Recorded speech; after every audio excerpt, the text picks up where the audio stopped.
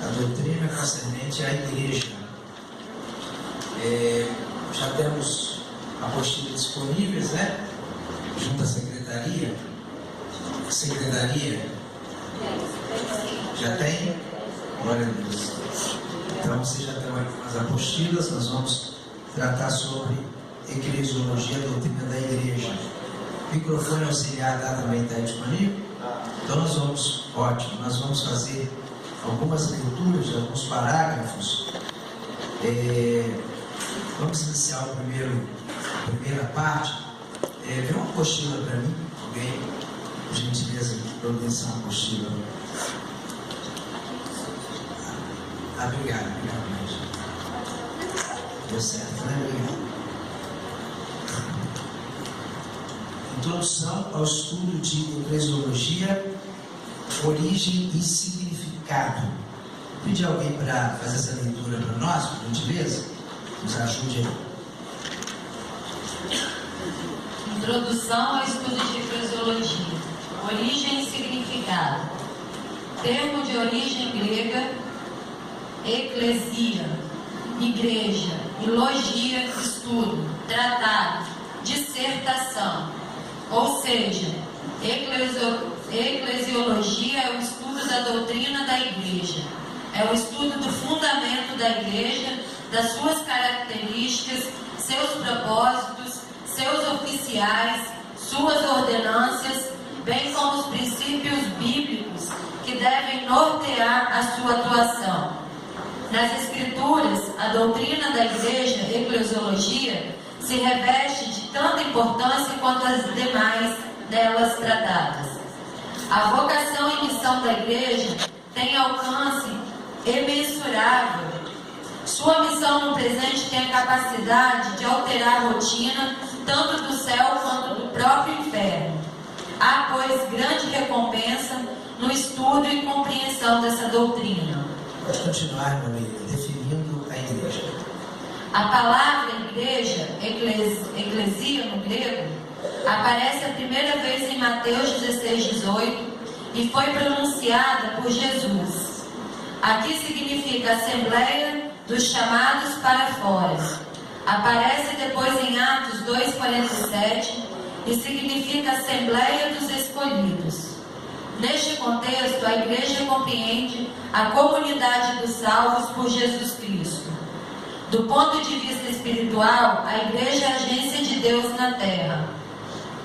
1 Pedro 2:9, Efésios 4:12, cuja finalidade é a proclamação das verdades eternas. Do ponto de vista humano, ela é uma família onde os salvos são congregados e constituídos filhos de Deus. Atos 2:47, João 1:12. Como família, a igreja forma um ambiente ideal para o desenvolvimento da natureza espiritual e do caráter de Deus em seus membros. A igreja pode ser distinta em igreja universal e igreja local. Igreja universal compreende o organismo espiritual formado por todos os que em todos os tempos e lugares tiveram seus nomes escritos no livro da vida. É a universal, Assembleia e Igreja dos Primogênitos que estão escritos nos céus. Hebreus 12:23. Igreja local é o agrupamento de crentes regenerados e batizados em águas, residentes em determinada região. Aqui há a necessidade de ministérios e cooperadores, e para isso ele deu apóstolos, profetas, evangelistas, pastores e doutores. Efésios 4:11. Glória a Deus. Abra sua Bíblia em Mateus, capítulo 16. Mateus, capítulo 16, versículo 18.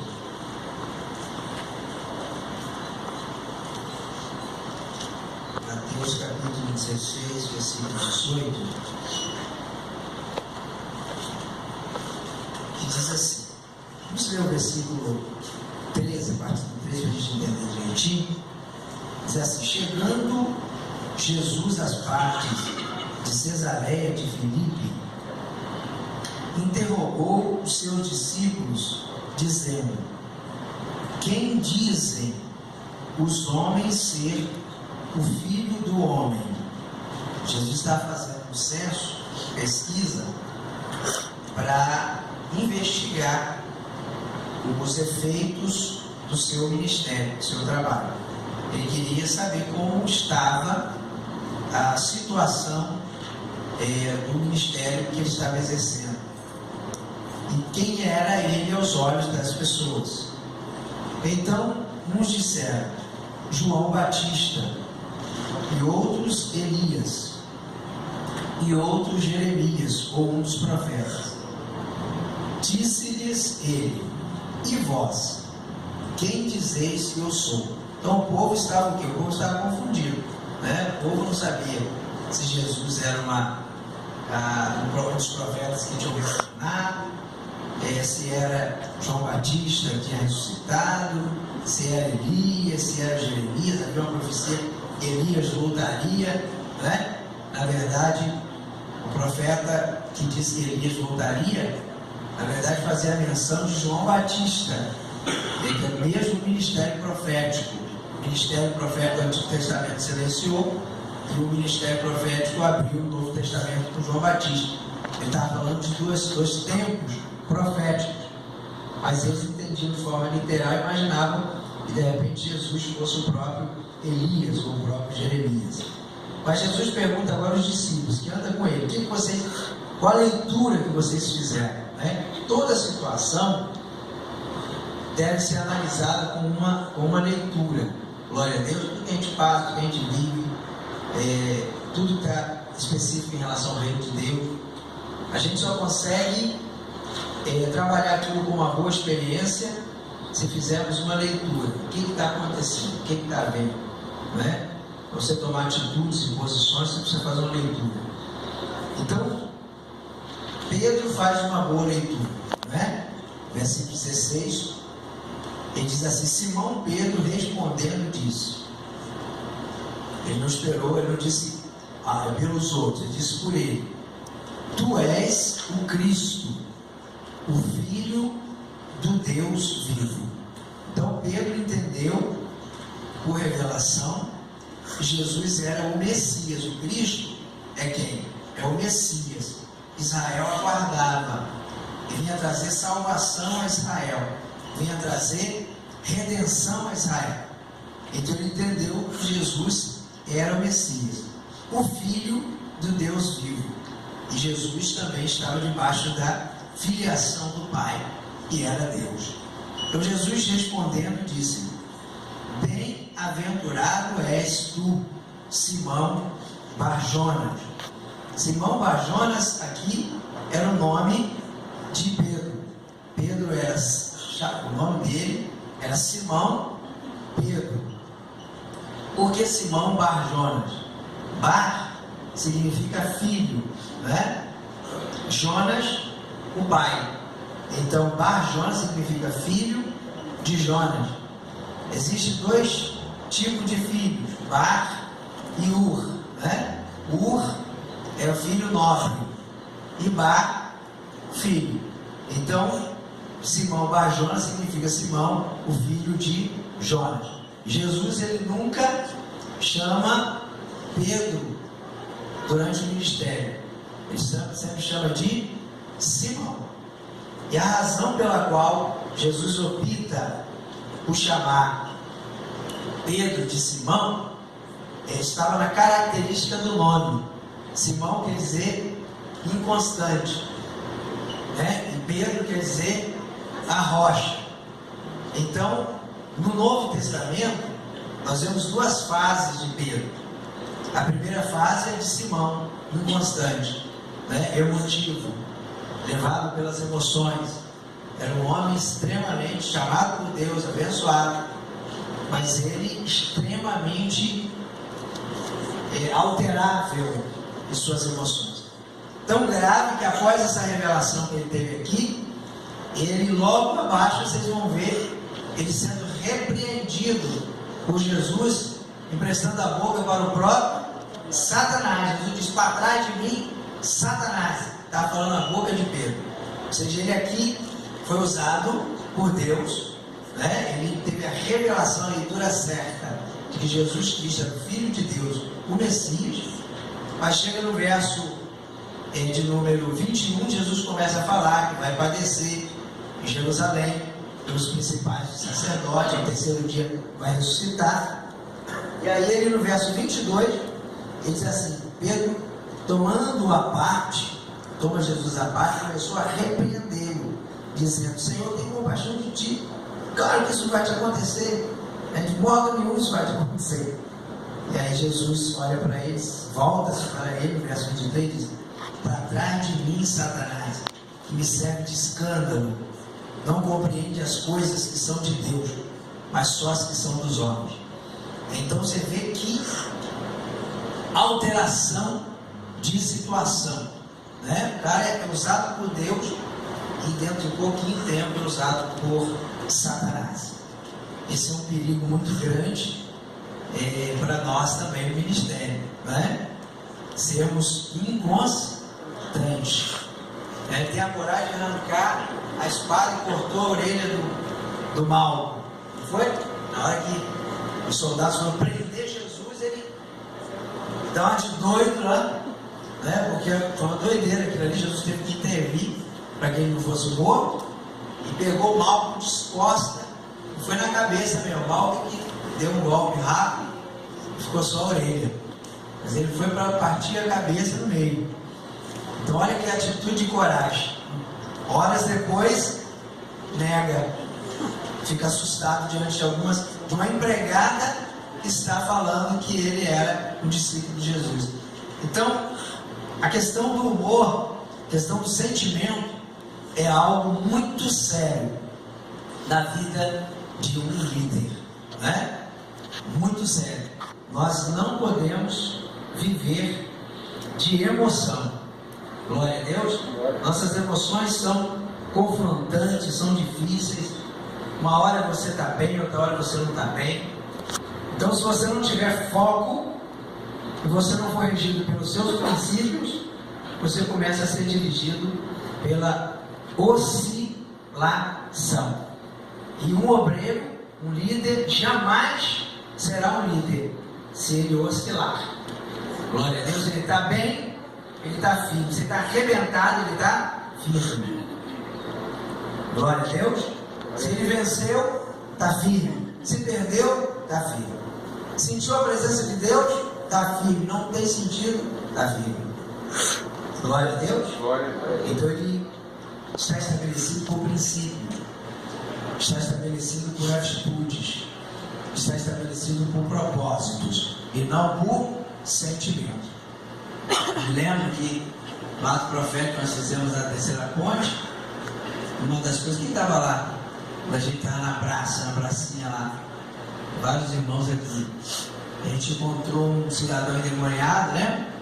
Ele falou o seguinte: olha, para desarticular vocês, basta mexer na emoção de vocês, né?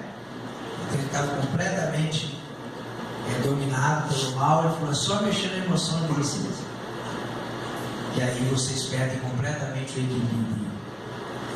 O diabo falou isso claramente. E uma das maneiras de mexer na emoção das pessoas, algumas das maneiras, dinheiro. Mexeu no dinheiro, o cara desorienta. Senhor, perde o chão, né? Uma coisa, puxou um tapete, né? Perde o chão. Mexeu no dinheiro, arrancou. Acabou. Aí prova se tem confiança em Deus ou não tem mesmo. Quem tem confiança em Deus com a conta cheia, até dá para mexer, né? Agora, tem que contar realmente com o maná, né? A gente fala mal de Israel, né? Esse povo de Israel, e não sei o quê, mas eles tinham que comer o maná de cada dia, e eles não podiam sequer guardar para o dia seguinte. Então, por exemplo, caiu o maná, e aí eles eram tentados a pegar um pouco mais da semente do coentro, fazer a massa, para deixar para o outro dia. Mas a ordem era: não, só pode pegar o maná do dia. E aquilo que eles pegavam a mais, estragava, né? Estragava. Uma vez que eles pegaram carne, que maná, maná, maná, maná, maná, maná, maná, e murmuraram, Deus mandou cordonice, carne. Aí eles ficaram empolgados com tanta carne e falaram, não, carne não é possível, carne eu vou guardar. Aí guardaram a carne, resultado, a carne estragou e virou uma epidemia, uma praga de uma bactéria que matou muita gente, porque não podia guardar.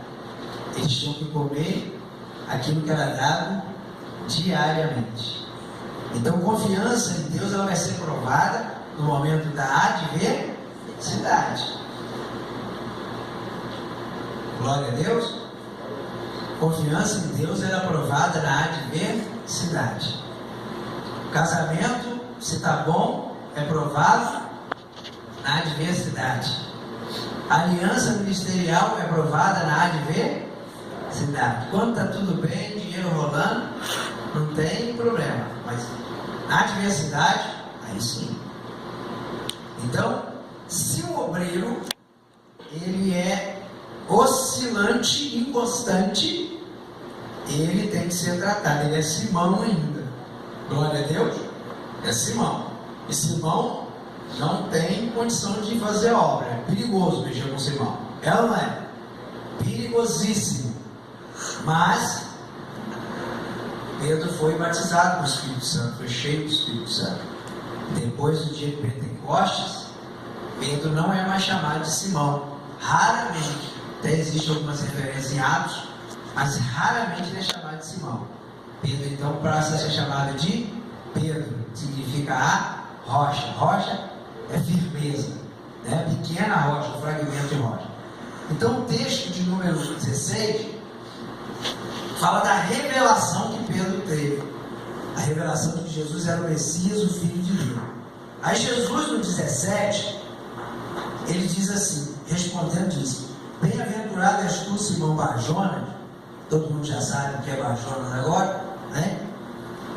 Porque não foi carne e sangue quem te revelou, mas meu Pai que está no céu. Então Pedro teve uma revelação diretamente dele. Pois também eu te digo, Jesus continua e diz: pois também eu te digo que tu és Pedro. Aí Jesus afirma que ele é Pedro, e esse Pedro aqui, essa palavra Pedro, significa rocha pequena, ou seja, fragmento de rocha, né? Pedro, a palavra Pedro é rocha, mas no sentido de uma rocha pequena. Quem está acompanhando aí? Glória a Deus. Glória a Deus. E sobre esta pedra, aí esta pedra já não é o original da pedra Pedro, já é uma outra pedra, pedra grande, pedra básica, pedra estrutural. Edificarei a minha igreja. Aí entra no contexto do Evangelho a palavra igreja. A igreja surge, né?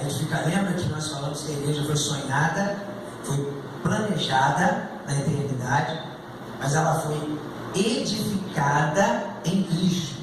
Amém? Então aqui a igreja está sendo edificada, executada. Edificarei a minha igreja, e as portas do inferno não prevalecerão contra ela. Então, algumas coisas aqui muito importantes para a gente saber. Primeiro, a igreja não está edificada sobre Pedro. A igreja está edificada sobre a afirmação de Pedro. Então, qual foi a afirmação de Pedro? Tu és o Cristo, o Filho do Deus vivo.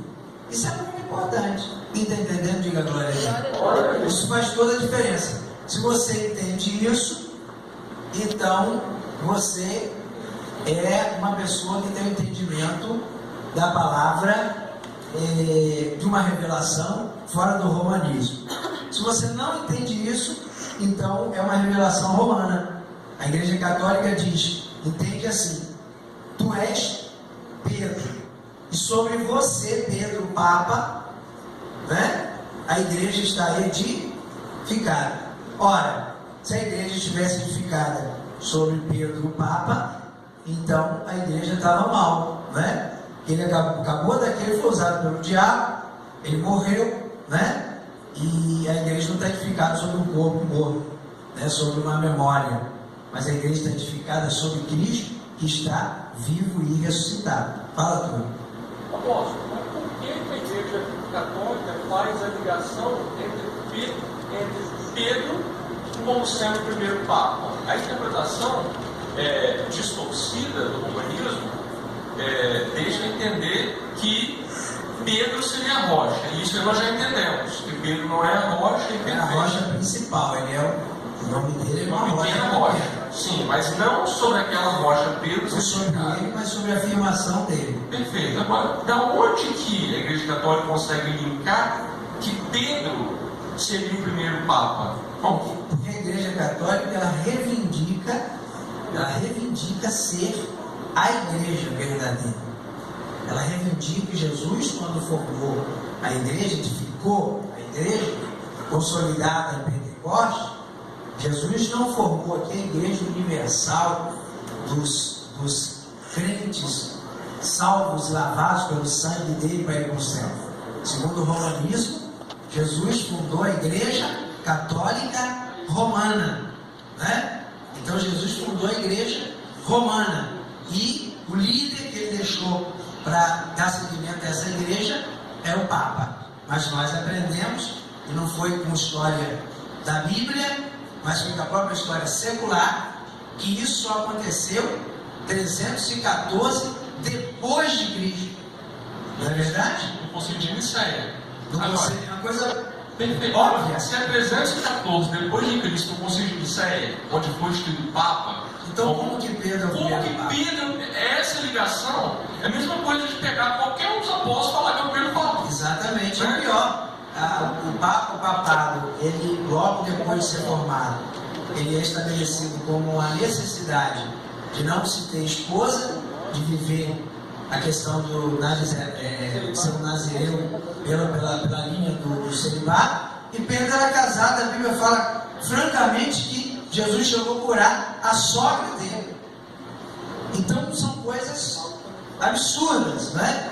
É que qualquer pessoa que tenha um raciocínio mínimo e não esteja apaixonado por uma visão religiosa, ele vai entender não é nem pela Bíblia, pela história, que não faz sentido. Quem entendeu, diz a glória a Deus. Então, você tendo esse argumento, esse conhecimento, você não vai ficar preso, não, porque tem gente aqui que enfrenta regiões, vai enfrentar regiões extremamente idólatras, como o caso lá de Vitor Hugo, aquela região lá em cima, Itaguaçu, muito catolicismo forte. Então, você tem que estar na ponta da língua, né? O missionário Eduardo. O missionário Eduardo está na própria Roma. É ou não é? Sentindo hoje a dificuldade, quem está no culto aqui viu ele, a Sueli chorando domingo. Conseguiu nem falar, né? Conseguiu nem falar. Chorando. Por quê? Porque como que entra numa casa totalmente romana, com a mentalidade romana de gerações, para falar sobre isso? Uma luta. Então, nós precisamos explorar, entender na íntegra, na profundidade, para que você possa abrir a Bíblia e passar para essas pessoas exatamente como a palavra de Deus diz e como a história conta, para que você possa libertar essas pessoas da maldição da idolatria. Quem está entendendo, diga glória a Deus. Glória a Deus. Então, recapitulando, preste muita atenção, por gentileza. A igreja foi edificada sobre a afirmação de Pedro. A afirmação de Pedro é a pedra que a igreja foi edificada. E a afirmação de Pedro é Jesus, o Cristo, Filho de Deus vivo. E é interessante também observar nesse texto que aparece o termo igreja, né? E por isso a gente tem que ter muito cuidado com se fala da igreja, né? Porque a igreja não é uma invenção do diabo, né? Tem pessoas que pensam, igreja é invenção do diabo, igreja é invenção humana. Igreja foi traga à existência, sonhada, projetada por Deus e executada por Jesus. E ele chama de minha igreja. A igreja é santa. A Bíblia fala sem ruga, sem mácula. Ela não é. Então temos que ter muito cuidado. A igreja, não sei o quê. Todo mundo vai na internet, fica postando onde divulgar a igreja de hoje, a igreja não sei o quê, a igreja de... E ter cuidado com essas expressões igreja, porque a igreja é de Jesus. Né? E nós vamos entender os dois aspectos da igreja universal e da igreja local. Mas a igreja, ela nasce de forma prática, ela é executada aqui, inclusive debaixo de uma palavra profética muito forte. E as portas do inferno não prevalecerão contra ela. Aqui foi a porta do inferno ou as portas? As portas. E é uma observação muito interessante. Quem vai a Israel, a observação que se faz em Cesareia de Filipe, é que existe uma montanha, o sopé do Monte Hermon, é onde o Monte Hermon termina, e termina aonde é uma cidade antiga, hoje é só ruínas, chamada Cesareia de Filipe. Cesareia de Filipe é uma cidade em homenagem a César, mas quem governava era o Filipe, Herodes Filipe, um dos filhos de Herodes o Grande. E naquela cidade foi construído 2 templos. Você olha de baixo, você olha como se a gente estivesse aqui, e mais ou menos a distância do outro lado da avenida ali, na entrada ali de Riviera da Barra. Começa ali a montanha e você vê um buraco muito grande na rocha. O nome daquele buraco, daquela caverna, chama Hades.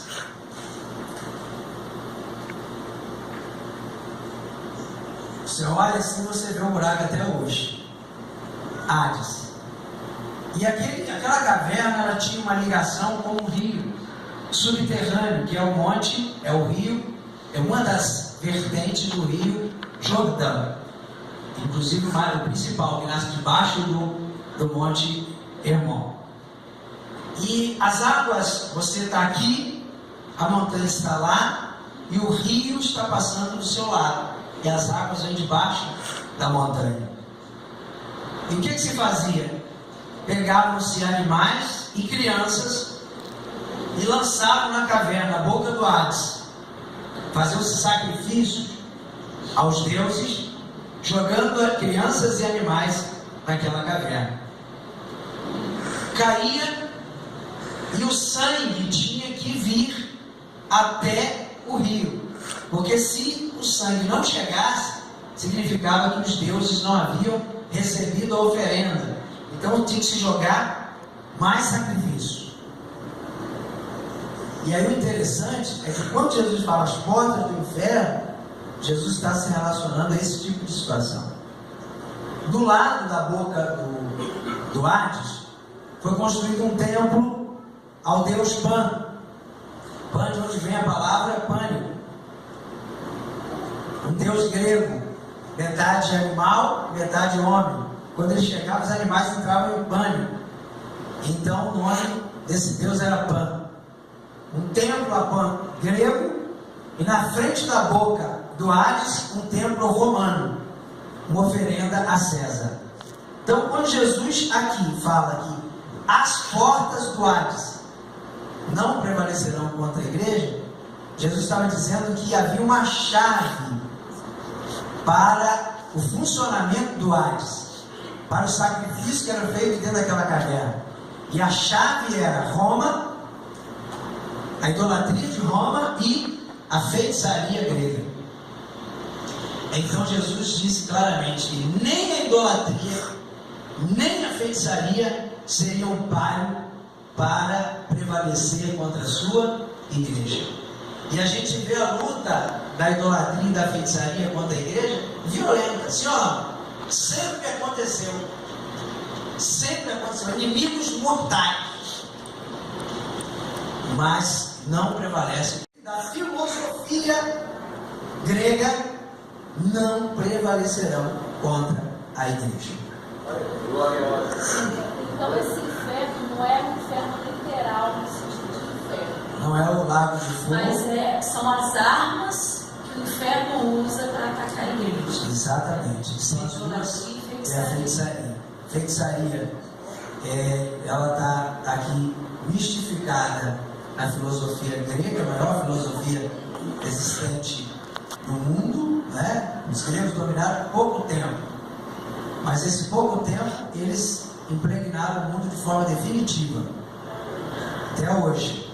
O Império Romano dominou os gregos, né? Quem tirou os gregos do poder foi o Império Romano. Só que eles dominaram os gregos, mas os gregos dominaram a cultura romana, né? Próprio Jesus, quando ele nasceu, Israel se falava grego.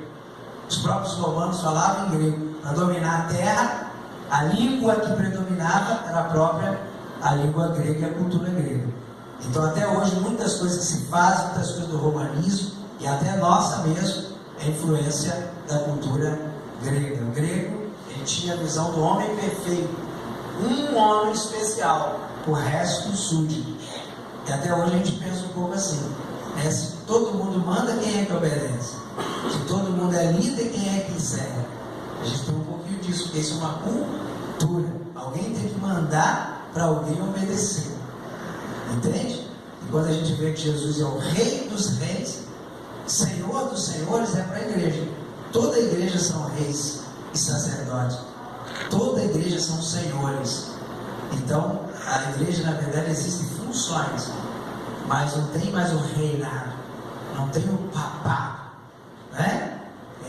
Esse reinado que a igreja possui é espiritual. Ele não é mais um rei, todos beijam a minha mão. Não é mais por aí, são funções, né? E Deus deu a função de apóstolo, e Deus deu a função de pastor, função, para edificar o corpo, mas não mais aquela visão da rainha, do rei, né? Porque o rei é Jesus, né? Nós somos sacerdotes do seu reino. Então muitas coisas que nós pensamos hoje ainda é influenciado extremamente pela cultura que recebemos, que é a cultura grega filosófica. E aqui Jesus diz que nem essa cultura, nem idolatria, nem feitiçaria, nada ia prevalecer contra a igreja. E aí nasce a expressão igreja, significa chamados para fora, chamados para levar uma mensagem, uma palavra. E aí Jesus diz para a igreja no verso 19, e não para Pedro, né? Porque aí a igreja católica entende que é Pedro, que é o Papa, o primeiro Papa. Portanto, o Papa é infalível, porque Jesus falou isso para o primeiro Papa. Na verdade, Jesus falou isso para a igreja. E eu te darei as chaves do reino dos céus. Então a igreja, ela possui as chaves do reino dos céus. Glória a Deus. A igreja, ela tem as chaves, não é a chave, é as chaves. A igreja tem as palavras que abrem o reino do céu. Glória a Deus. Você pode ter uma chave e não usá-la, sim ou não? Você pode ter um local dentro da sua casa trancado, você tem a chave e não usar. Você pode ter um carro e não usar, né? Tem gente que tem 4 carros, 10 carros, não tem nem como usar, mas as chaves pertencem a ele. É ou não é? Então nós temos chaves que abrem portas. Glória a Deus. É pena que a gente não sabe disso, ou sabe e não usa. Eu tenho conhecimento de um bem, de uma casa, mas eu não tenho condição, eu não quero me estressar de ir lá, ou seja, a igreja às vezes se dá o luxo de não utilizar o poder que ela possui, mas nós temos as chaves do reino. Tudo, algumas coisas, tudo o que ligares na terra, ou seja, que vocês, como igreja, decidir na terra, será ligado no céu. E tudo o que desligares na terra será desligado no céu. Então é um poder ilimitado. Quem entendeu, diga glória a Deus. Glória a Deus. É algo extraordinário. Quem é que deu? Quem deu foi Jesus. Deu a quem? A Pedro? A um homem específico? A igreja na sua coletividade. Jesus, quando fala de igreja, eu sou igreja porque eu sou membro do corpo de Cristo. Quem entendeu, diga glória a Deus. Mas eu não sou igreja sozinho. Eu sou um membro. Um membro sem corpo, ele é o quê? O que é um membro sem corpo? Morto. O membro sem corpo, ele serve para quê? Nada, ele apodrece e morre. Agora, se o membro está no lugar oxigenado, sangue, tudo certinho, ele vai reproduzir, ele vai crescer, ele vai agir, ele vai fazer, ele vai prosperar. Então, Jesus disse: onde estiverem dois, ou, bom, me responda aí, senão vocês vão dormir, eu estou provocando vocês a ficar acordados, e aí aprender, afinal de contas, coisas muito importantes, não é verdade, sim ou não? Então, onde estiverem dois, ou três, reunidos. Por que Jesus falou isso? Será que se eu estou sozinho, Jesus não está? É claro que está.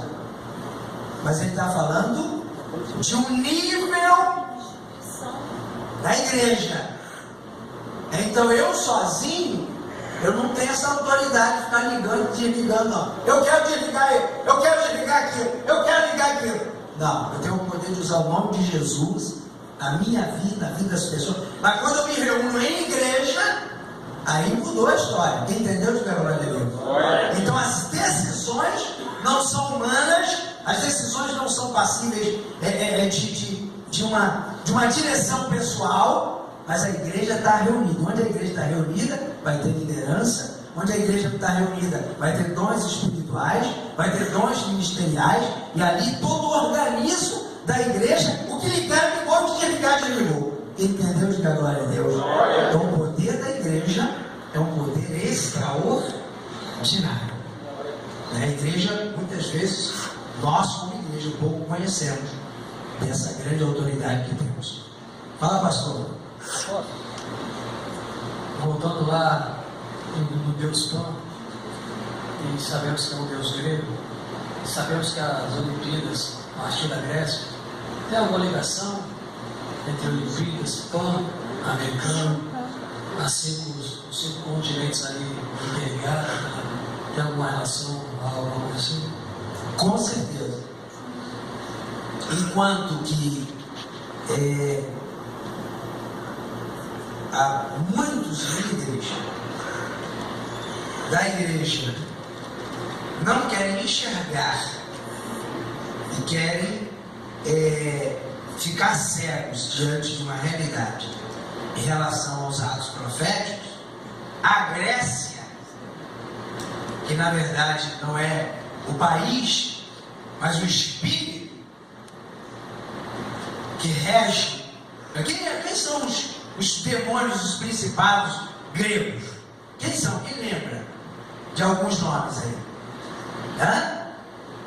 Zeus, né? Que inclusive é o do esporte, né? Hércules, Eros. Na verdade, o romano, ele absorveu, ele foi engolido por todas essas divindades, porque essas divindades passaram a ser nomeadas como santos na igreja romana. Entendeu? A rainha do céu, Virgem Maria, Deus Aires, a entidade feminina, Atenas, nome inclusive da cidade capital grega, até hoje lá. Mas nada contra os gregos, nada contra a Grécia, nada contra Atenas, mas um espírito demoníaco que trouxe toda essa filosofia que até hoje, que é o mesmo espírito da Babilônia, mas que se manifestou de forma o quê? Intelectual, filosófica. Então esses demônios, eles agem como? Agora nas Olimpíadas, Inclusive a nossa presidente não vai poder ir para, não pôde ir, né? Na cerimônia, por causa da questão do impeachment, não pôde ir. Mas os homens, os grandes líderes do mundo vão para lá, para acender a tocha olímpica. E depois a tocha olímpica vai fazer o quê? Rodar todos os continentes. Encerrar o Brasil. E encerra aonde vai ser. Vai ser aonde? A Olimpíada? No Rio de Janeiro, no Brasil? No Brasil tá mil maravilha. Tá, beleza. O Brasil estava bem, agora o Brasil, como é que está o Brasil? Então só quem não entende, quem não quer entender. Quem está entendendo, diga a glória a Deus. Estamos debaixo de uma pressão, foi um sufoco para destruir a capacidade da igreja do Brasil, que está arrebentando, mandando missionário, o povo todo animado, lotando multidões, ganhando televisão, ganhando tudo. E agora vai ser provada no fogo. E o povo já está sem dinheiro, e já está esfriando, e saindo da igreja, deixando a igreja vazia e atribulado, sim ou não? Daqui a pouco começam as crises na televisão, começam as dívidas, e Deus não impede. Porque nós aprendemos na aula passada que a perseguição e a dificuldade vão trazer os verdadeiros. Quem entendeu, diga glória a Deus. Então, o pastor Zé Carlos respondendo a pergunta, tudo a ver. Mitologia grega, Olimpíada, né? Os esportes, que são uma coisa saudável, eles são utilizados. O diabo, se vier com chifre deste tamanho, não é verdade? Com aqueles dentes horrorosos, com aquele garfo falando, vou te espetar. Pouca gente vai ter, gente vai querer, mas não é tanta gente. Mas vem no esporte, todo mundo está bem para a saúde, na verdade, tudo tão legal, tudo tão bom, e é bom mesmo. Na verdade, não foi o diabo que criou coisas tão maravilhosas, né? Como você exercitar-se, mexer um pouquinho, seu organismo todo funciona. Não, só inteligência humana, capacidade humana de reação, de ciência, de realmente se movimentar, para produzir vida, etc. Mas ele se aproveita do que é bom para pegar o que é ruim. E aí mistifica, espiritualiza e faz com que todos estejam debaixo daquele comando. Então todo mundo colocando foguinho na tocha, rodando no Brasil, por exemplo, rodou de estado em estado, capital em capital, recebido pelos governantes de cada capital, de cada estado. No fogo, né? Fogo. Então essa entidade, esse ato profético, foi tomando posse de cada lugar. E a história do Brasil foi alterando, foi mudando. E nós estamos hoje numa crise sem precedente. Hoje, inclusive, impeachment está sendo votado, né? O impeachment está sendo votado hoje. Complicações do impeachment. Se o impeachment for votado e a presidente Dilma realmente for impedida de governar, pela minha leitura, provavelmente deve haver uma reação econômica positiva. E a gente vê que parece que o Lula, só dele ter que ser submetido a uma interrogação pela Polícia Federal. Eu vi no outro dia, que estou acompanhando o dólar ativamente cada viagem a Israel, o dólar baixou e continua em limites menores, e houve índices econômicos importantes que subiram, que melhoraram. Então eu penso que a crise é uma crise especulativa, e quem põe dinheiro segura para ver a giripoca realmente piar. Não é verdade? Porque quer que saia, porque realmente é inseguro que está aí. É um governo, de fato, que não está fazendo um bom trabalho. Isso vem já de longe, é uma construção. Acho que o governo do PT recebeu uma estrutura do PSDB muito boa, né? E se alimentou dela. E o Lula foi político, o Lula foi inteligente e soube se aproveitar dela bem, mas começou a gerar muita destruição, muita construção na areia. E a presidente Dilma recebeu a herança do PSDB, e a Dilma recebeu a herança dele. E a herança dele foi péssima, e ela agora está se batendo, perdeu o apoio do Congresso, não vota nada, não faz nada. Então hoje é necessário realmente uma mudança, porque se não houver uma mudança, onde é que as coisas vão parar? Está muito complicado. Há uma necessidade econômica de uma mudança. Porém, desde que a presidente Dilma foi concorrer às eleições, aqui nesse altar foi avisado que o vice-presidente da República ia acabar sendo o presidente. Por quê? Satanista. E era hora de realmente o Brasil começar a ver mudanças espirituais. Então hoje nós corremos o sério risco de termos como presidente da República o maior satanista do Brasil. Político, tranquilo, forte, mano. Vai ser bom. Aclamado, não está se metendo nas confusões tão pouco de fora, já se licenciou da presidência do PMDB, nunca governou nada, nunca foi prefeito de nada, nunca saiu da frente do PMDB.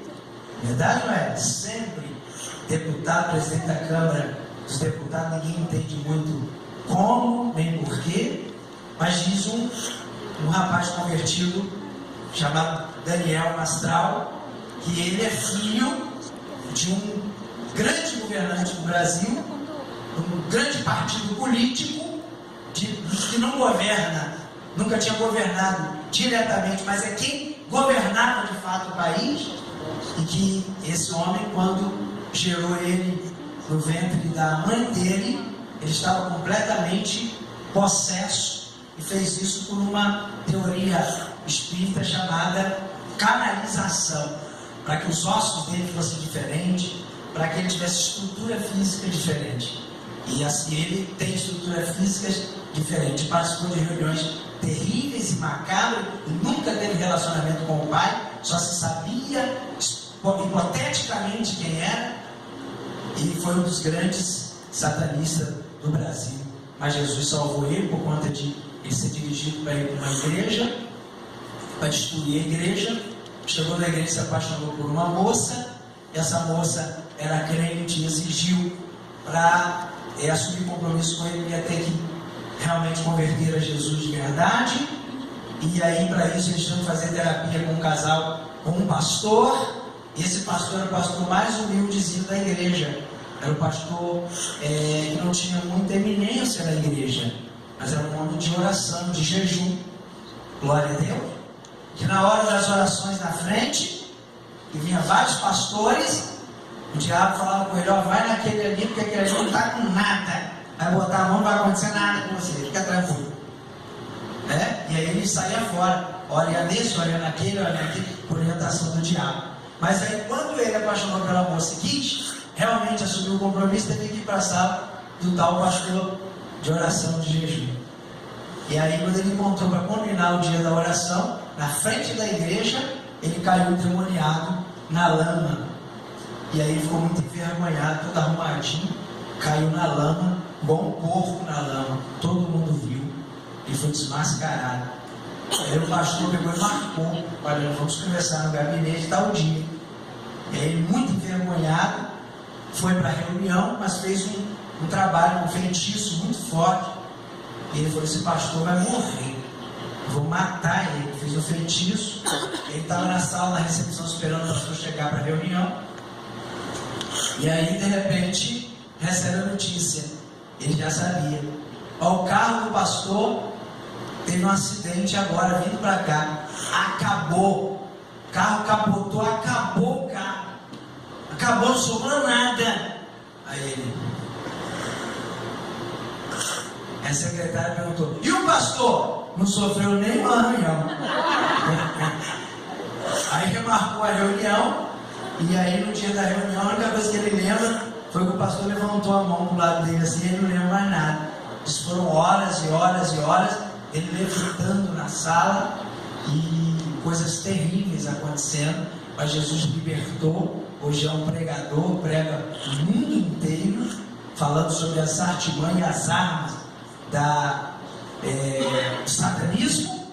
E ele diz que é filho de uma autoridade política super influente do país, que tinha realmente por objetivo dominar o poder. Então isso assusta quem? Isso assusta ímpio. Para nós, isso está tudo sendo dito na palavra, irmão. Nós estamos cansados de falar sobre isso. Quem entende que é glória a Deus. Nós estamos, isso aí para nós já é história revelada, é fato pacífico. Não tem que preocupar com nada disso não. Se não é o tempo, então não assume e acabou. Impeachment não passe e pronto. Glória a Deus. Se é o tempo, vai passar, não tem quem segure. Existem coisas agora no Brasil que não adianta a gente orar determinando coisas contrárias, porque fazem parte de um processo que já está estabelecido. Quem entendeu, diga glória a Deus. Glória a Deus. Então você abre aí a Bíblia em Mateus 24. Por que nós estamos na terra? Por que a igreja está aqui na terra?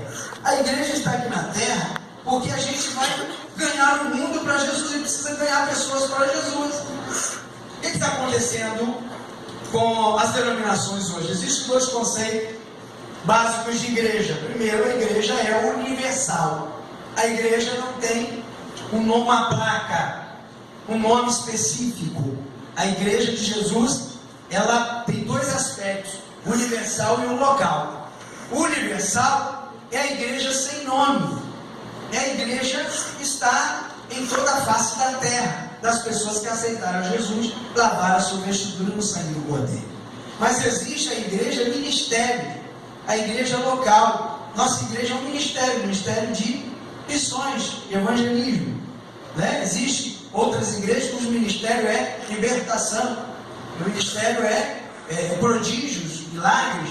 Todas as igrejas de Jesus vão ter milagres, mas existem algumas específicas, mais na direção do líder, mais no ministério específico do líder, e cada uma dentro do seu chamado. Mas nenhuma dessas pode dizer, eu sou a igreja, eu faço parte da igreja, eu sou a igreja local, seja uma congregação de 10 pessoas, ou uma congregação de 1000 pessoas, ela é uma igreja local, faz parte da igreja de Jesus. Quem entendeu, diga glória a Deus. Glória a Deus. Então Jesus disse o seguinte em Mateus 24, quando Jesus ia saindo do templo, aproximaram-se dele os seus discípulos para lhe mostrarem a estrutura do templo. Então os discípulos estavam focados em templo. E Jesus ia precisar mudar isso, porque já não era mais o templo. O templo era quem? Era eles, ia passar a ser eles. Jesus já estava estabelecendo a igreja. E a igreja não está no templo. A igreja, ela é chamada para fora do templo. Glória a Deus. O templo é importante para treinamento, reunião, cultuar. Mas a igreja, ela não é o templo. Inclusive uma cultura que precisa ser mudada entre nós gravemente. A gente está trabalhando para essa mudança. A gente começar a se doutrinar para começar uma igreja sem templo. O templo traz aluguel, o templo traz, não é verdade? Então nós precisamos do povo, dos discípulos, e esses discípulos é que vão trazer a necessidade de um templo. Glória a Deus. Então se começa, faz parte do romanismo isso. A igreja romana, ela se estabelece em templos. Lá em Ouro Preto, quem conhece Ouro Preto aí? Tem muito templo, não tem? Romano? Para que aqueles negócios todos? Dá para caber a cidade, Minas Gerais, todos aqueles templos. Para que aquilo tudo? Então, a imponência da igreja está no templo, e não nas pessoas, e não na doutrina, e não na palavra. Então, um templo em cima do outro, templo lá, não sei quem, Nossa Senhora, sei lá quanto templo, São José, São Jorge, São isso, São aquilo. E na verdade, o templo é importante, e não o templo que somos nós. Então, Jesus começou a mudar a cultura e disse: não vedes tudo isso? Em verdade vos digo que não ficará aqui pedra sobre pedra que não seja derribada. Então Jesus estava informando que aquilo ia cair tudo ao chão. E aconteceu literalmente no ano 70 depois de Cristo. Estando assentado no Monte das Oliveiras, onde Jesus vai retornar à terra e pisar na terra, chegaram os seus discípulos em particular dizendo: dize-nos quando serão essas coisas e que sinal haverá da tua vinda e do fim do mundo. Jesus respondendo disse: acautelai-vos que ninguém vos engane, porque muitos virão em meu nome, dizendo eu sou Cristo, e enganarão a muitos.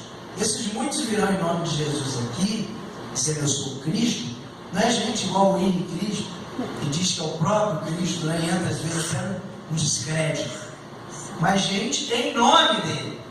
E o problema não é dizer que é Jesus, é vir em nome dele, com mensagens parecidas com a dele, com filosofias religiosas iguais a dele, mas que não são verdadeiras, que não refletem realmente a palavra, mas refletem a religião. Então Jesus disse: cuidado, porque nesse tempo virão muitos. Eu acho que a gente tem visto muitos aí. E ouvireis de guerra. Quem sabia que o mundo está em guerra? Pois a gente pensa que não está bem, está no Brasil. O mundo está em guerra. A Síria está em guerra. O Iraque está em guerra. O Afeganistão está em guerra. Quem mais? Me ajuda aí. O Rio de Janeiro está em guerra. Está agora, ontem. É um outro nível de violência, né? Um outro nível de violência terrível, mas é uma guerra. Está em guerra. Agora é guerra de nação contra nação. Hoje o Estado Islâmico, embora não tenha território, é uma nação. Uma nação filosófica, de ideologia, está em guerra com o mundo. Então várias nações, a Rússia e o Kosovo, né? Interminavelmente em desafio de guerra, trincheiras trancando território. Estados Unidos e Rússia em guerra, não é atirando, mas como se fosse um xadrez. É aquele que pisar em falso, o outro vai ser. Por que não entra em guerra física? Por causa das bombas nucleares, porque existem algumas nações hoje que ninguém pode atacar ela, né? A China, Coreia do Norte, né? Porque eles têm bomba e são doidos, tem bomba nuclear, né? Então o Islã está lutando para fazer a dele, sim ou não? E o Estado Islâmico ameaçou o Brasil. Não sei se vocês viram. Eu estou ouvindo falar, não sei qual é a fonte. Na França, eles postaram um vídeo falando que vai atacar o Brasil, que o próximo alvo é o Brasil. E essa semana eles informaram que esse vídeo realmente é real, e que a ameaça do Estado Islâmico ao Brasil é real. Eles disseram, com um daqueles homens apontava uma faca e dizia: Brasil, você é o próximo alvo, nós vamos atacar essa nação. Entende? E nós temos as Olimpíadas agora. É porque não foi feito isso agora. A coisa vem sendo feita através de atos proféticos, através de estruturação do governo. Por exemplo, o governo do PT, inclusive o presidente Lula, deu dinheiro pessoal, segundo consta, não sei se vai ser uma realidade, uma verdade, segundo consta, recursos pessoais, para a construção de uma embaixada árabe. Nós vimos a imagem, passamos em Brasília, vimos o local dessa embaixada. Uma embaixada árabe em Brasília. Agora, embaixada de quem? Se o país, os árabes não são uma nação, não tem terra, não estão estabelecidos como nação. Na verdade, a Palestina é uma palavra, né, usada por um imperador romano que chamou Israel de Palestina. Então, os palestinos, que a gente às vezes chama de árabes, são todos os que moram naquela região. Quem tem pátria é Israel, e não os árabes. Então, na verdade, o árabe que tem pátria são os jordanienses, são os libaneses, os egípcios, mas esse grupo que se autodenomina palestino não tem pátria, está ali brigando por um espaço. E como que a Liga Árabe, como que eles estão com o espaço aqui conquistado aqui em Brasília? Então, um país como o Brasil, que abraçou e fez uma embaixada, que foi a Israel dentro de uma cúpula aos mortos na Segunda Guerra. O único presidente que não fez foi quem? O Lula. Saiu dali e foi para Ramallah visitar o túmulo do Yasser Arafat, árabe, que é o líder da autoridade palestina.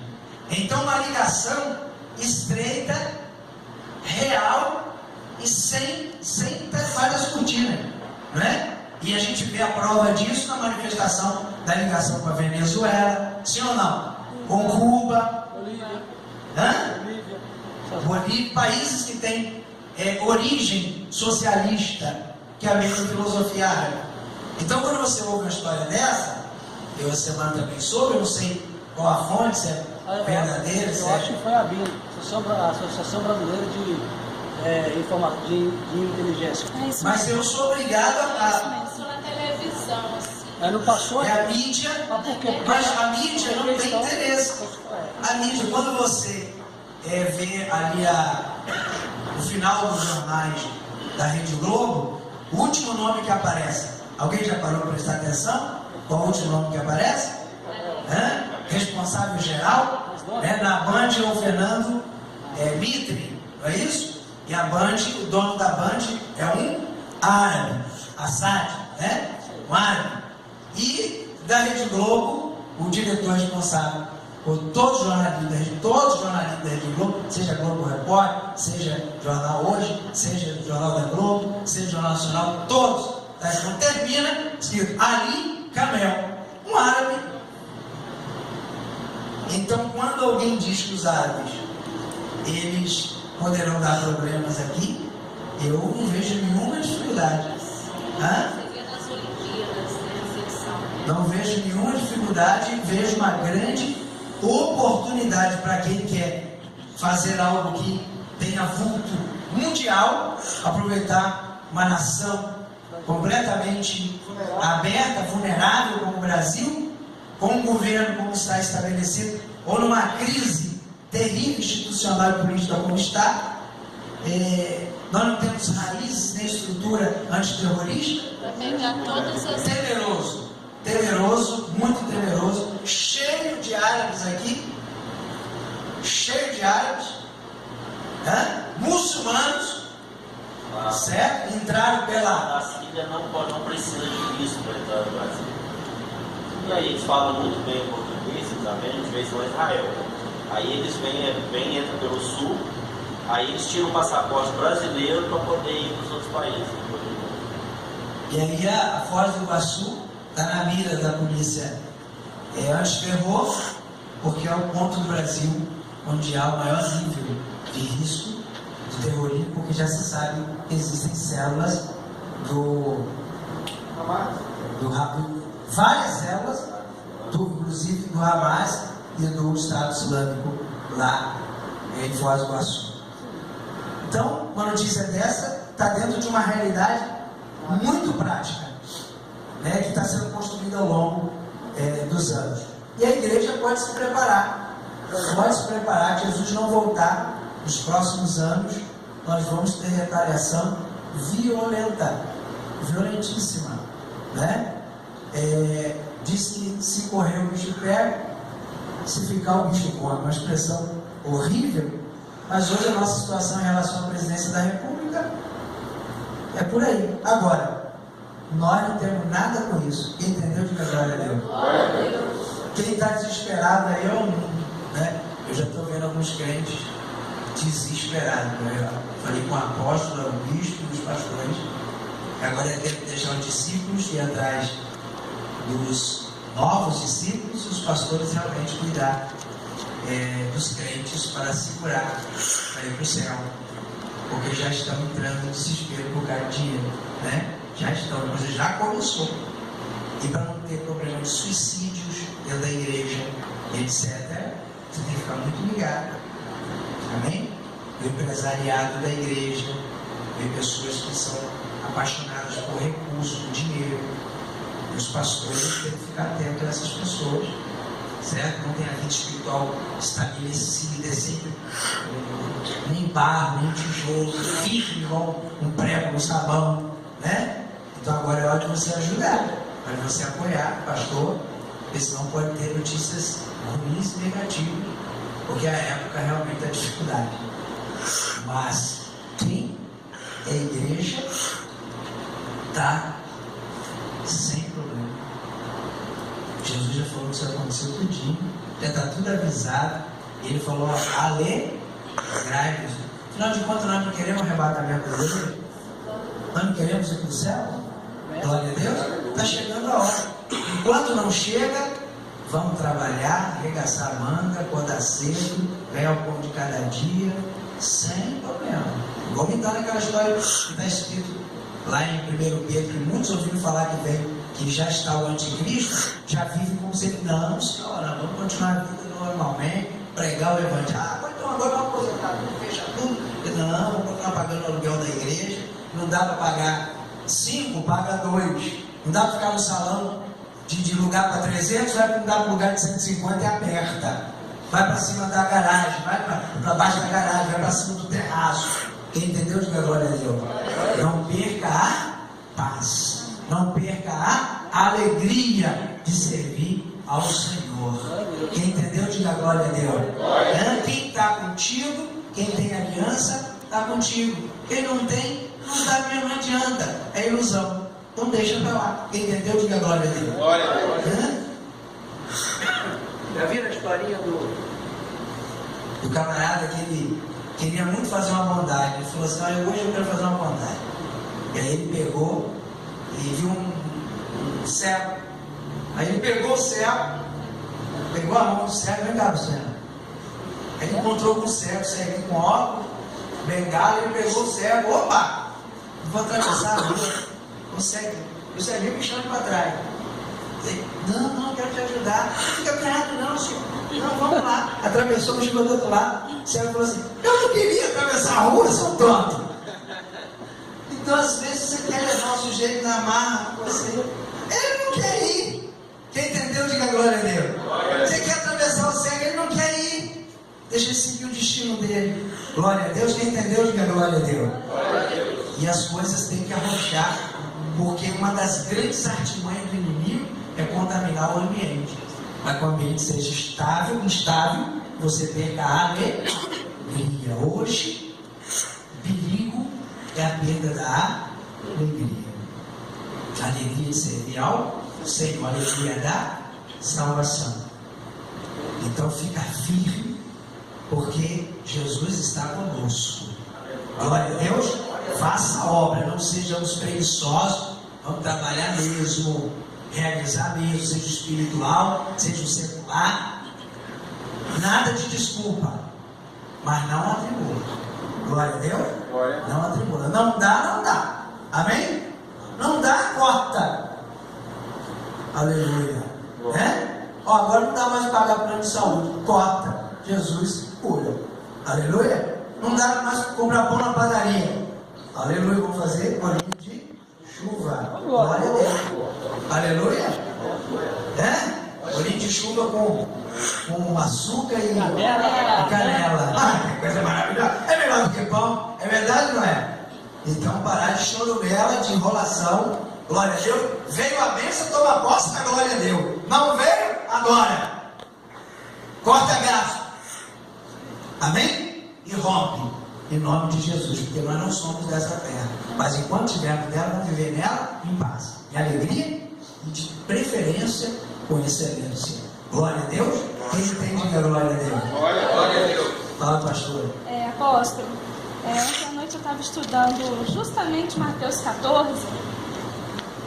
E é onde nós vemos uma passagem que o Senhor ministrou muito ao meu coração justamente sobre isso. Sobre viver de circunstância e viver de vistas. Quando o Senhor Jesus ele anda sobre as águas e Pedro desce para andar com ele. E nós vemos que enquanto Pedro focava os seus olhos em Cristo, ele caminhava sobre as águas. Enquanto o foco dele estava no Senhor Jesus, ele caminhava. Mas quando ele se distraiu e observou que o vento estava forte, que a chuva estava forte, que as ondas estavam altas, o que ele fez? Ele desviou o seu foco e ele afundou. E eu creio que isso também é para as nossas vidas, principalmente nos tempos que nós estamos vivendo. Qual que é o nosso alvo? É o Senhor Jesus. Qual que é o nosso foco? É o Senhor Jesus. Então, enquanto nós estivermos com o nosso foco no Senhor Jesus, a onda vai vir, o mar vai vir, o vento vai vir, a tempestade vai vir. Mas nós não vamos afundar porque o nosso foco está no Senhor Jesus. Mas a partir do momento em que nós olharmos a crise financeira, olharmos a crise política, olharmos as guerras, as lutas que têm vindo, nós somos humanos, então muitas vezes nós temos a esmorecer, a olhar para as circunstâncias e falar, Senhor, não dá. Então eu creio que um ponto-chave para que nós, servos do Senhor, continuemos firmes, seguindo, não olhando as circunstâncias, é focar no Senhor Jesus e não permitir que essas tribulações, que essas dificuldades que têm vindo, e como o Senhor disse, a gente sabe que vai vir mais forte ainda e vai se estreitar mais ainda, não permitir que isso venha nos atingir. Eu creio que é somente dessa forma, continuar focado no Senhor. Pode vir a tempestade, pode vir a chuva, mas se o nosso foco, se o nosso alvo for o Senhor Jesus, nós não vamos afundar. Eu creio que essa passagem ela expressa muito isso para nós. Amém. Com certeza, pastor, aqui, essa é a realidade, essa é a palavra, né, pastor Wesley? Outras coisas que eu estou falando, mas só quero lembrar que o Senhor tem nos ensinado. Aleluia. O Senhor sempre tem falado sobre atos proféticos, sobre palavras lançadas, que traz algumas legalidades, e para isso ficar mais firme, nós temos muito testemunho de atos proféticos e palavras liberadas que mudou a história de muita gente. Mas a presidente, quando ela foi reeleita, foi um bombardeio, quem lembra, na internet, de insultos ao Nordeste, dizendo que bem que o ebola poderia chegar no Nordeste, porque eles culpavam a reeleição pelo povo de lá. Não chegou o ebola, mas o Zika vírus saiu de lá e hoje o mundo fala do Brasil através de uma epidemia. Outros falaram, poderia bombardear da Bahia para lá, que aí dava jeito no Brasil. Podia mandar aquele povo que arranca o pescoço para o Nordeste. E hoje nós estamos sendo ameaçados, porque pessoas liberadas nessas palavras, de ser bombardeados, que estão falando aqui, eu estou lembrando desses fatos, tudo ligado ao nosso governo, que deu legalidade a essas situações chegar, desde o Lula, que não faz o que todos os líderes faziam, nossa presidente, e depois uma minoria que liberou palavras, e olha o que está acontecendo na realidade. Verdade, porque na verdade as profecias elas vão acontecer, mas onde elas vão acontecer? Precisa se abrir a legalidade. Judas, um traidor, teria. Quem seria? Então Judas se candidatou, né? E ganhou as eleições. Então, infelizmente, as legalidades são abertas por nós. As coisas estão determinadas, mas são as nações que abrem a legalidade com as suas atitudes, com o seu comportamento. Enquanto o Japão já sofreu, que aqui o texto diz, verso 7, nação contra nação, rei contra rei, fome, peste e terremoto em vários lugares. O Japão já experimentou esse ano 150 terremotos. O último, que aconteceu horas depois de ter havido outro. O outro abalou as estruturas de uma cidade inteira. Logo na madrugada veio o próximo e acabou de derrubar, porque são muito preparados estruturalmente. Então o primeiro veio para arrebentar a estrutura, o outro veio para acabar de derrubar. Então, se o Japão está enfrentando terremotos, nós hoje somos o país da epidemia, da peste. Eu não sei se vocês viram também, mas o Brasil também já estava iniciando em terremotos e Minas Gerais está sendo alvo. Só esse ano já tiveram vários e vários Inclusive a terremotos. questão da Samarco ali, por exemplo, a grande suspeita de Foi um abalo terror de sísmico. terra, exatamente. E na semana passada eu assisti uma entrevista que eles estão analisando Minas Gerais porque tem uma falha geológica em Minas e é a causa de vários terremotos e que eles estão sendo sentidos mais fortes a cada tremor que há. Glória a Esse Deus. ano nós já tivemos vários. Amém. Eu acho que foi o William, né, que ia falar, né? Pastor Renato também. Glória a Deus. Vamos lá, porque o assunto ele é pertinente, né? Pastor, mas a minha pergunta é outra questão. A mensagem que o apóstolo acabou de nos passar, ela traz um pouco de temor e tremor. A gente percebe que quando começa a entrar nesse assunto, parece que causa um certo impacto, porque realmente é uma mensagem muito forte. A questão da vinda de Jesus é vinda, ou seja, sendo precedida por esse tipo de situação. Na realidade, a igreja, ela, ao longo dos anos, ela vem sendo construída com uma mensagem de esperança, né?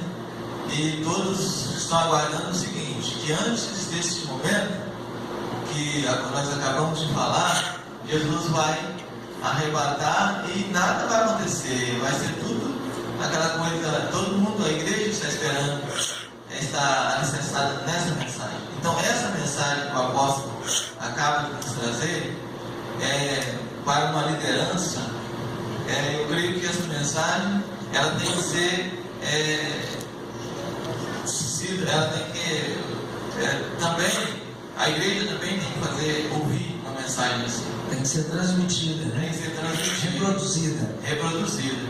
Porque a igreja, se a igreja entrar numa fase com a cabeça que ela está hoje, nessa fase que nós acabamos de ouvir aqui, vai ser uma catástrofe, vai ser um desastre.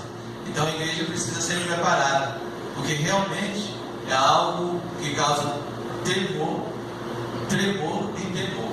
É algo assustador. E a igreja tem que ficar firme, tem que saber o que quer. Chegou o momento das pessoas saberem o que quer. Se o que está por vir nós não conhecemos, nós, por mais que especulemos, não sabemos, independente do que seja, temos que estar firmes, preparados e não desanimados, e trabalhando, e comprar o pão, comprar o leite, pregar, fazer o núcleo, trabalhar, romper, vencer. O mundo está desesperado, o mundo está preocupado, o mundo quer tirar o presidente agora por causa de ética nenhuma, de pedalada, nada disso não. Quer tirar porque faltou dinheiro no bolso. Essa é a verdade. Vem que essa história de pedalada fiscal, você conversa fiada. Quer tirar porque todo mundo já percebeu, inclusive a classe mais pobre do Brasil, percebeu que mexeu e o dinheiro foi embora e sumiu. Né? Então essa é a verdade. Esse é o fundo de verdade. Então o mundo está desesperado. Nós não podemos desesperar. Porque o que está sendo dito aqui, e que é importante reproduzir, é que nós temos esperança. Nós temos razão para ser felizes em meio a todas essas dificuldades. E temos que vigiar, sobre isso, picuinhas, essas coisinhas, que poderão nos impedir de alcançar o propósito, tem que ser rechaçado na vida da gente. Nós temos que manter a vida íntegra, a vida com Deus. O que me chama a atenção, apóstolo, é o seguinte: nesse cenário todo que nós estamos vivendo, é que o satanista assumindo e as perseguições aumentando, que essa é a tendência, quando você tem uma liderança que é realmente, declaradamente, para quem sabe, serve ao inimigo, e as perseguições à igreja podendo aumentar, com as liberdades individuais sendo cada vez mais reprimidas e caçadas no Brasil. Porque se a própria presidente da República tem a sua liberdade. E nunca defendi o governo da presidente Dilma, até porque já critiquei várias vezes ela aqui em relação ao projeto de lei e tudo mais. Mas a grande verdade é que o dinheiro apertou, como o senhor mesmo disse agora, e aí estão buscando desculpas para tirá-la do poder. Então, ou seja, a minha vontade de ter dinheiro no bolso é maior do que a própria. Todo mundo quer que ela saia. Porque mexeu no bolso. Exatamente, mas passando por cima de quê? Da própria lei, da própria Constituição. E é isso que está acontecendo. E aí passa por cima disso. Se passa por cima dos direitos da presidenta, não vai passar por cima do meu, do nosso, do seu? É claro que vai passar. E o pior, existe uma leitura pessoal, não foi revelado nada disso. Pode ser que nem aconteça. Mas se a presidente sai, é possível que haja um bom governo. É possível que as coisas entrem no eixo. E que o dinheiro volte para o bolso. Aí é pior. Aí é pior, porque aí vai gerar uma credibilidade em cima de uma pessoa com poder legítimo de poder realmente ser reeleito com legitimidade. E aí a coisa complica, porque o povo, as pessoas estão preocupadas com a falta de dinheiro no bolso. A questão é única e exclusivamente essa. E quando isso acontecer, as garantias individuais já foram passadas uma vez. E aquele ditado, né? Quando abre a porteira e sai um boi, o resto tudo vai atrás. Gera jurisprudência. Gera jurisprudência. E aí, depois, para poder falar que as igrejas têm que ser fechadas, que não pode mais ter culto aberto, se a garantia da própria presidenta não for respeitada, vai respeitar o direito da igreja? E como soberania no poder, então o risco disso ocorrer é tudo democraticamente. É muito grande. É tudo feito democraticamente. Na Itália, por exemplo, é democrático. É democrático, né?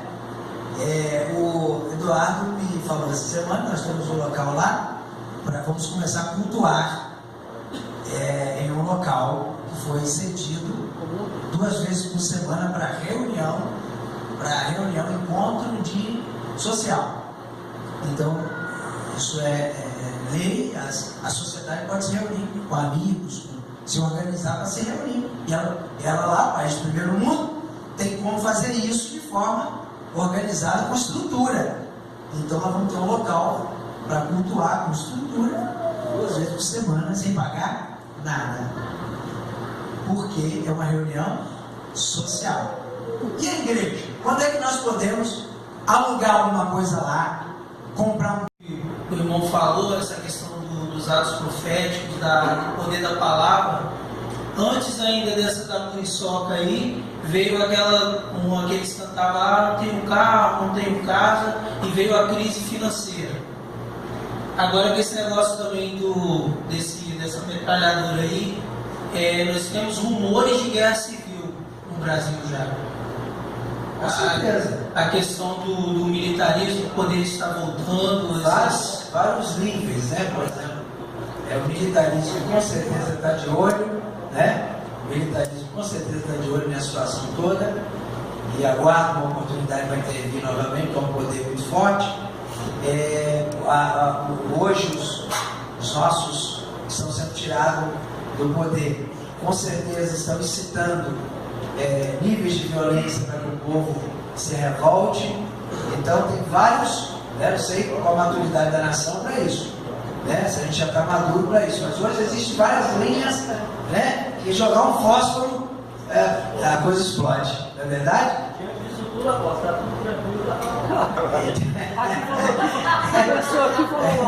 É verdade, tudo isso diz o mundo que está tranquilo, se matando, se rebentando, não é verdade? Na verdade, irmão, só está tranquilo quem tem Jesus. Glória a Deus, quem sabe para onde vai. Amém? Vamos conversar isso com a igreja, para o pessoal preparar suas vestes, ficar atento, não desanimar, servir ao Senhor com alegria, porque quem foi preparado muitos anos aí para ficar só atrás de coisa boa, atrás da parte boa do Evangelho, etc., vai passar a prova agora e é perigoso deixar Jesus, né? Vai preocupar, chorando por causa de bobagem, chorando, criando problema por causa de mosquito, por causa de situação, vivendo como se esse mundo aqui fosse tudo que ele realmente espera, né? O apóstolo Paulo já dizia: se esperamos em Deus apenas nessa vida, somos miseráveis, somos os mais miseráveis de todos os homens. Glória a Deus. E essas palavras são muito sérias, porque elas têm que entrar, tem que descer o espírito da gente. Temos que estar em oração.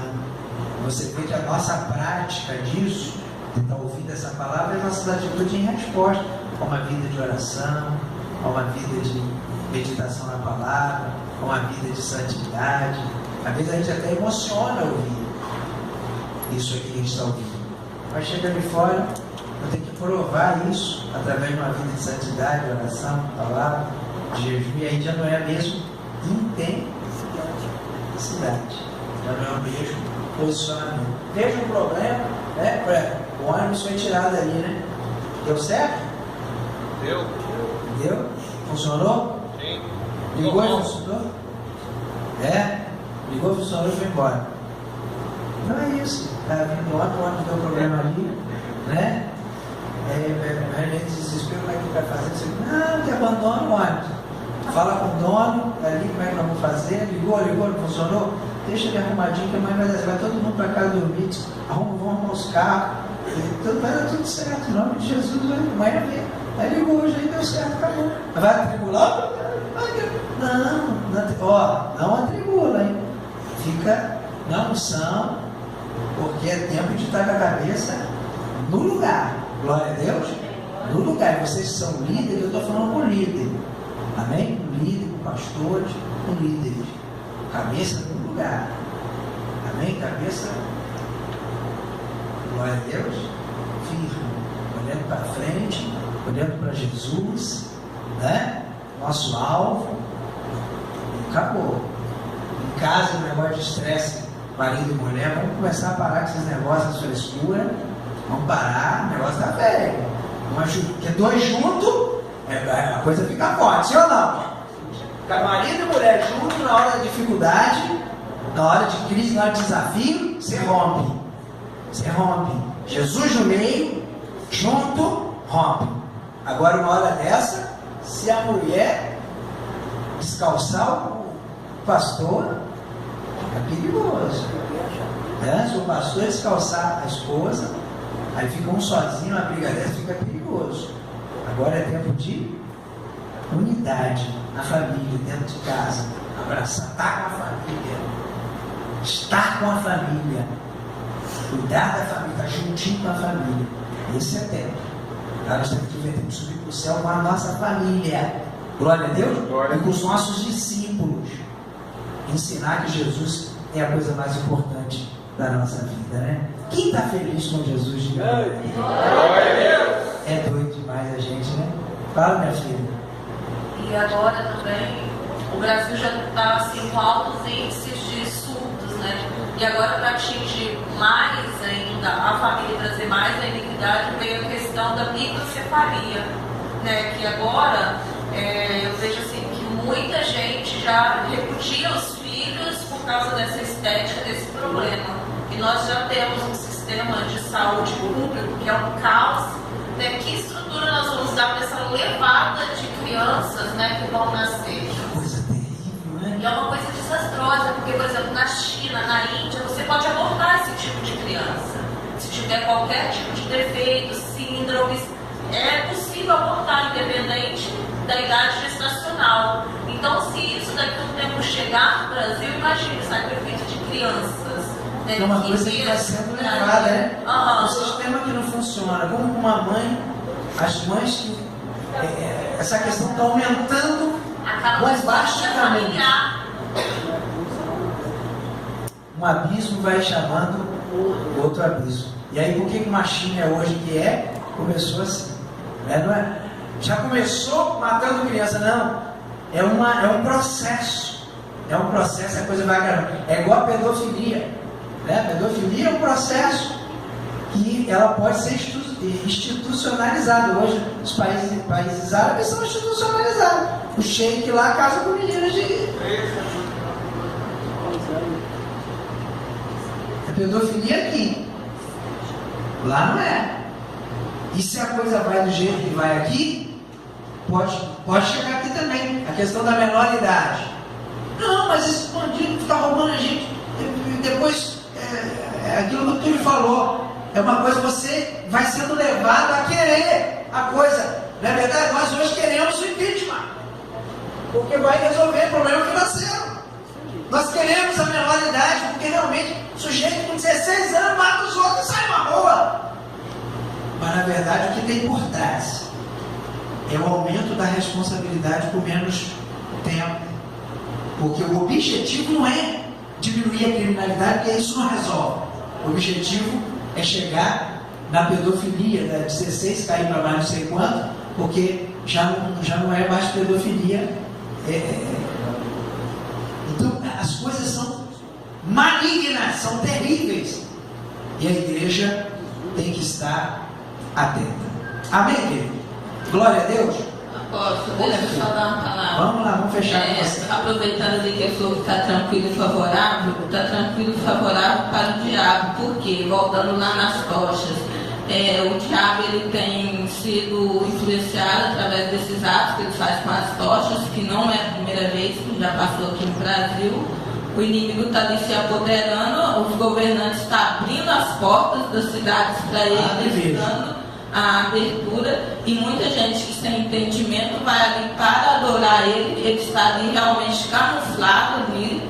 E o que ele está fazendo? Com o Michel Temer, ele vai entrar já com mais poder ainda, se Michel Temer for, e ele vai trabalhar tranquilamente, porque a gente como igreja ainda está fácil, porque o banda, qualquer outra coisa, não tinha dificuldade tanto quando tem para vir para a casa do Senhor. Igual quando a gente marca alguma coisa, é uma dificuldade para juntar um irmão, para aquelas pessoas. E quando é uma coisa assim, não tem nenhuma dificuldade. Se marca, vai todo mundo lá. Um churrasquinho. Exatamente. O demônio, coisas do demônio, não tem essa dificuldade que tem hoje. Ou do demônio ou da carne, né? Exatamente. Não há dificuldade nenhuma, porque o próprio Satanás, quando é dele, ele favorece, propicia. Quando é a carne, então é tudo que você quer, é agradar a carne. Tudo que o ser humano, ele sente prazer em agradar a carne. Não é verdade? Não é? É bom para você? Não. Separar é bom para você? Separa. Ter relação fora do casamento é bom para você? Tenha. Andar nu é bom para você? Ande. Então o diabo ele tem essa aparente vantagem, porque ele trabalha com a nossa carne. E com Jesus é o contrário. Nega-se mesmo. Tem vontade de fazer? Não passa.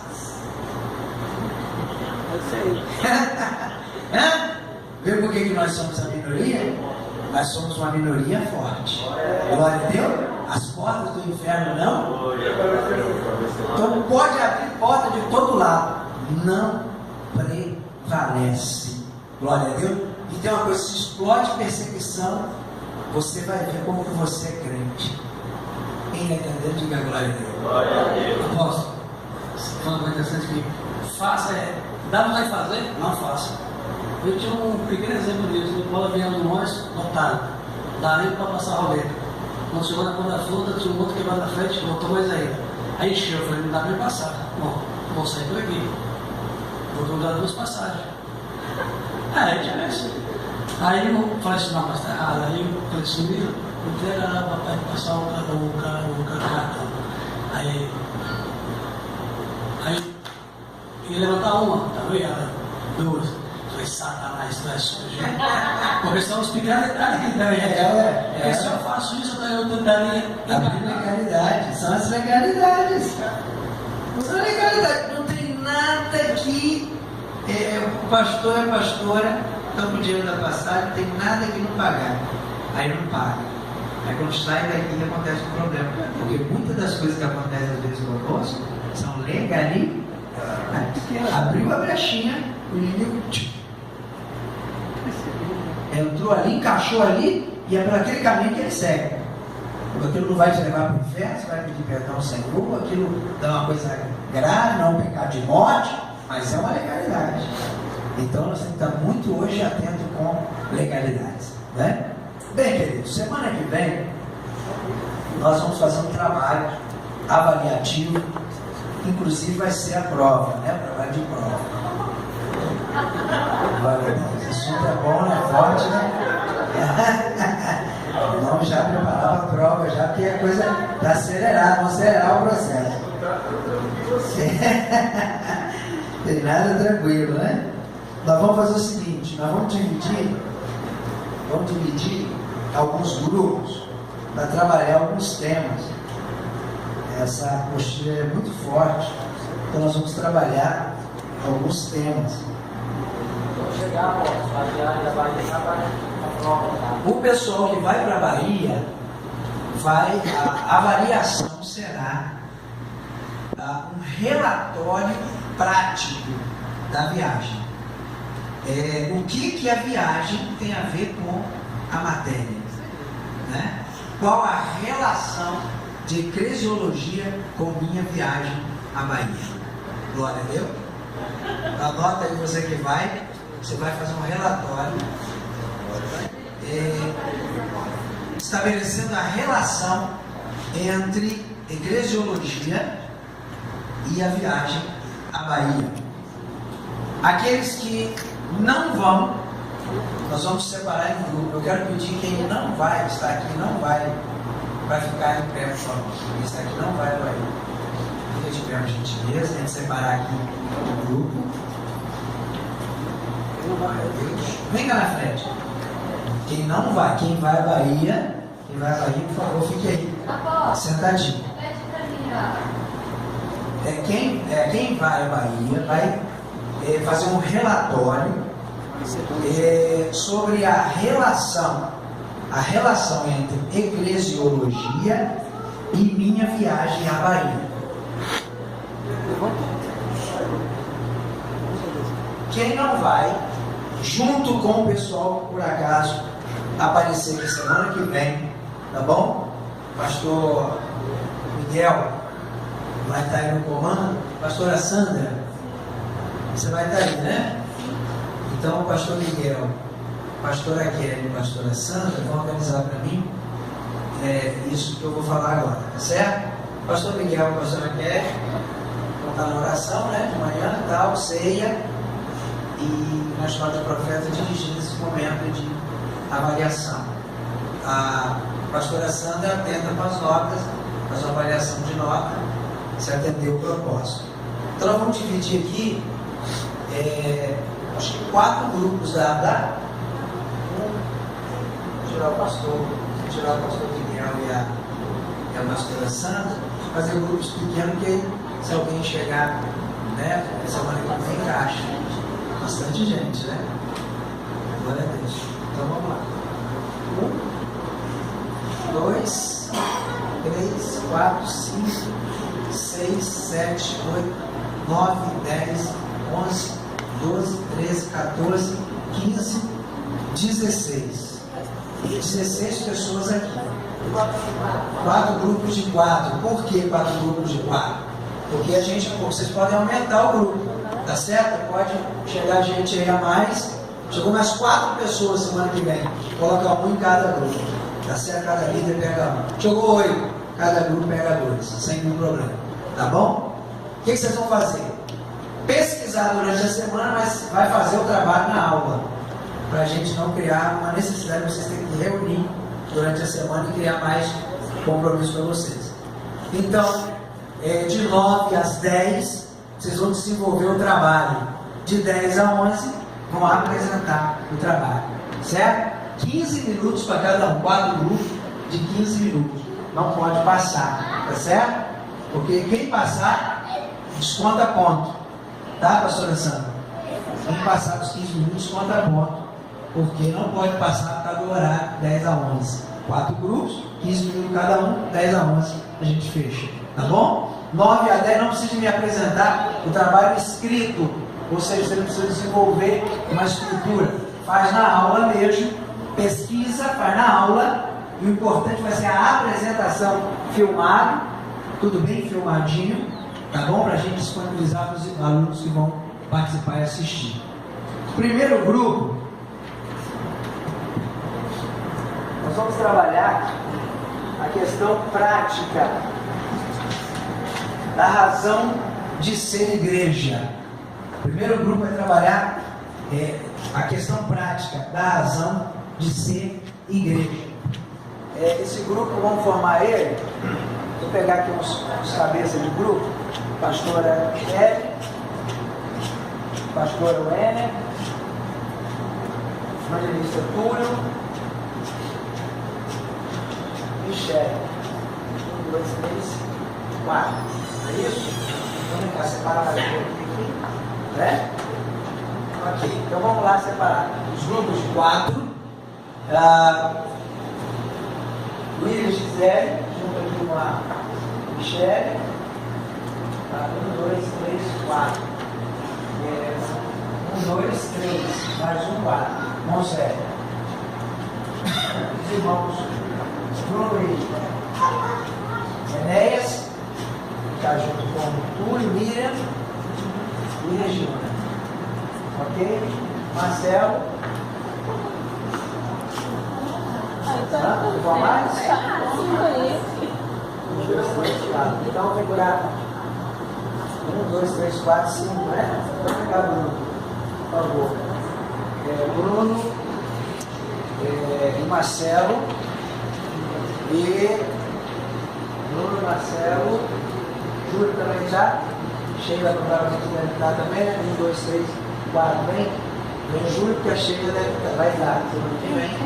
A Sheila vai entrar aqui com você. Então quem chegar na aula que vem e não tiver inserido, vocês liguem. E atenção, quem chegar. Chegou 1, entra. Chegou 4, 1 para cada um. Chegou 8, 2 para cada um. Certo? Vem cá. Você, mais 3. 3 ficou errado. É porque o pastor Miguel, o Túlio, o Túlio Pastor Miguel fica aqui então. É porque o pastor Miguel tem que ter nota também, né? Pastora Sandra também, né?